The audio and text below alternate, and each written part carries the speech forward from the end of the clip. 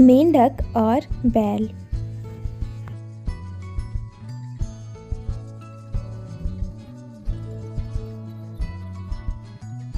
बहुत पुरानी बात है।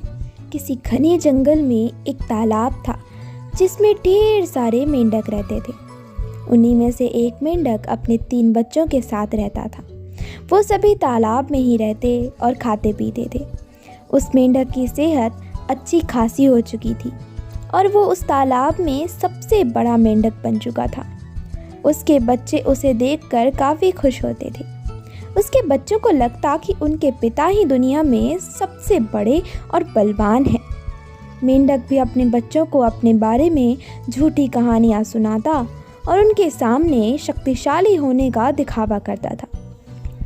उस मेंढक को अपने शारीरिक कदकाठी पर बहुत घमंड था। ऐसे ही दिन बीतते गए। एक दिन मेंढक के बच्चे खेलते खेलते तालाब से बाहर चले गए। वे पास के एक गांव पहुंचे। वहां उन्होंने एक बैल को देखा और उसे देखते ही उनकी आंखें खुली की खुली रह गई।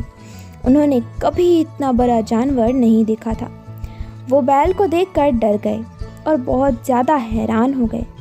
वो बैल को देखे जा रहे थे और बैल मज़े से घास खा रहा था।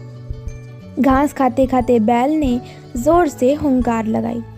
बस फिर क्या था, मेंढक के तीनों बच्चे डर के मारे भागकर तालाब में अपने पिता के पास आ गए। पिता ने उनके डर का कारण पूछा। उन तीनों ने पिता को बताया कि उन्होंने उनसे भी विशाल और ताकतवर जीव को देखा है। उन्हें लगता है कि वो दुनिया का सबसे बड़ा और शक्तिशाली जीव है। ये सुनते ही मेंढक के अहंकार को ठेस पहुंची। उसने एक लंबी सांस भरकर खुद को फुला लिया और कहा, क्या वो उससे भी बड़ा जीव था? उसके बच्चों ने कहा, हाँ, वो तो आपसे भी बड़ा जीव था। मेंढक को गुस्सा आ गया। उसने और ज़्यादा सांस भरकर खुद को फुलाया और पूछा, क्या अब भी वो जीव बड़ा था? बच्चों ने कहा, ये तो कुछ भी नहीं, वो आपसे कई गुना बड़ा था। मेंढक से यह सुना नहीं गया। वह सांस फुला फुला कर खुद को गुब्बारे की तरह फुलाता चला गया।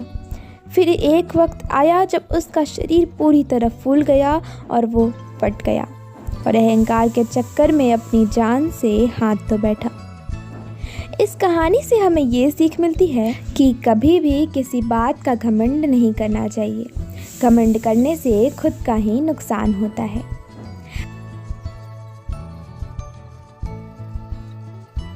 दोस्तों, अगर आपको ये कहानी अच्छी लगी हो तो लाइक, शेयर और कमेंट ज़रूर करें और हाँ, चैनल को सब्सक्राइब ज़रूर करें। धन्यवाद।